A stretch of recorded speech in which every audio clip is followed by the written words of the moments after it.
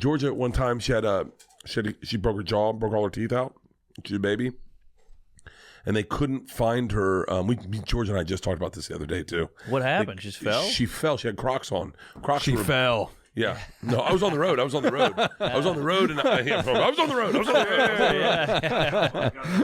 Georgia fell, broke her teeth. Leanne called me and told me I'm on the road with the Jameson Comedy Tour. I had to do my set. I had to get home. Billy Gardell gives me best advice ever. Was he on the tour with you? He was on the tour with me, and he goes, buddy, there's 2 ways you can do this, the good way and the bad way.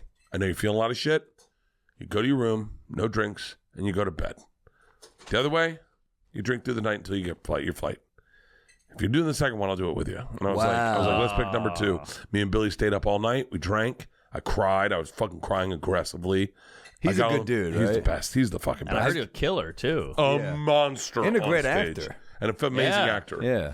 So we get on the plane, go home. I'll tell you the whole story because I feel like you haven't heard it, and it's a pretty good story. I've never heard it. And so we go home. Leanne says, I need you to be a dad right now. So, like, I understand you got a lot of feelings, but you got to take a Xanax or something to calm the fuck down because this is you need to be there for Georgia. So I take a Xanax, and then we take her to the doctor, a very expensive doctor in Beverly Hills, and they let us know they're gonna have to put her under. That's what was making me really upset. Is they had to put her under, and putting children under is kind of dangerous at times. And so we bring her in at 6 a.m. So we're before anyone. They bring us in before anyone, and we take her in, and they can't find a vein in her arm. And so they're poking her, they're stabbing her. Now she's hysterical. She has no teeth. Her jaw's broken. She's in a ton of fucking pain. They can't find the vein, and they pull me aside and they say, we're going to need to give her gas, but she's so hysterically crying right now that we're afraid that if we give her, she might breathe unevenly, or she may hold her breath and then breathe, and we can't have that. We need her to breathe very calmly. And so it would be better if you came down and you just kind of very gently told her that it's okay, and you put the mask on her. And I was like, in my head, I remember my first thought was, if she dies, do we bring the body home? Like, that was my first thought. How old is she? 4. Okay. 3 or 4. And so she can talk. Oh, boy. And so, and I knew her. Like, that was the other thing these are the weird thoughts that I think, I go, does everyone think this or just comics? Like, I knew her. Like, I knew her pretty well. Yeah. Like, I'd known her for 4 years. Like, if you lost someone, you go, I knew them for 4 years. Yeah. But she was my kid. So I go with the mask. I told her this. We were joking. We went on a hike the day before I left. And I told her this joke that I kept thinking was, I said to her, so they gave us some sweet gas that's gonna relax you, and it's gonna be so that you can't feel your teeth anymore. And she said, "Is it safe, Daddy?" And I said, "It's very safe." The joke I wrote was that I was like, "Watch," and I said, but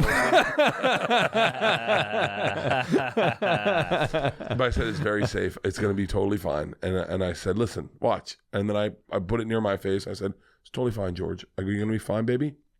Here, just smell it." And she went in and she went, I said, "Did you smell it?" She goes, "I can't smell anything." I go, "Smell a little more." She goes, and then I put it over her face and she went to sleep. And they're like, "Great job, Daddy." I mean, immediately. Yeah. That's why I say, if you don't know if you don't want to have kids, just don't. You got to really want them. Because you have moments like this where your vulnerability shows up and you're like, fuck, did I just kill my kid? Were you ever nervous, though? Were you ever like, shit, I'm having kids? I mean, you have multiple. No, I didn't think it through. I was just like, yeah, that's what you do. That's what most people do. Yeah.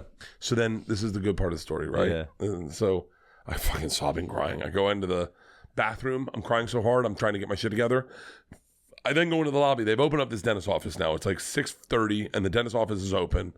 And in the waiting room is like a kid and his father. And the kid sees me crying and looks at his dad like, "You said it wasn't going to be that bad, right?"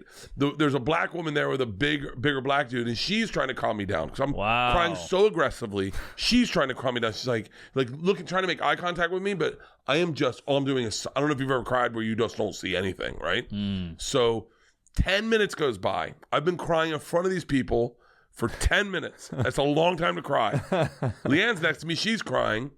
They come out and they're like, "Your daughter's okay. She's awake." And everyone applauds, right? So I go back. We receive her. We take Georgia, sit down in a little private receiving room. It was a very expensive dentist in Beverly Hills, in a private receiving room with a curtain and a leather couch. And I look at George, she has gauze all in her mouth, but they're like, she's fine. She's still asleep, but she's fine. Okay. So we're just going to let her sleep here and she'll wake up in a little bit, but she'll be fine. And they're like, you did a great job. And I was like, thanks. So we close the curtain and I look at Leanne and I'm like, whew. And the curtain opens. It's the black chick. She puts her hand on my shoulder and goes, it's tough being a daddy. And I immediately recognize her voice. I turn around. It's Whitney Houston. Whoa. What the fuck? Fucking Get out of Houston. here. Swear to you on my child's life. Come on. On my child's fucking life. She goes, it's tough being a daddy, isn't it? And I went, Leanne. I remember when she said that, I looked at Leanne and Leanne had Georgia and Leanne went. She sat down with Leanne. She was playing with Georgia's hair. She's like, she was a tough little girl today. Like just, and I mean, I'm still crying. Leanne's like, oh my God. And she sat with us for like fucking 10 minutes and talked to us about being a parent and how hard it is, how the commitment is. And then we hear, Miss Houston, we're ready for you.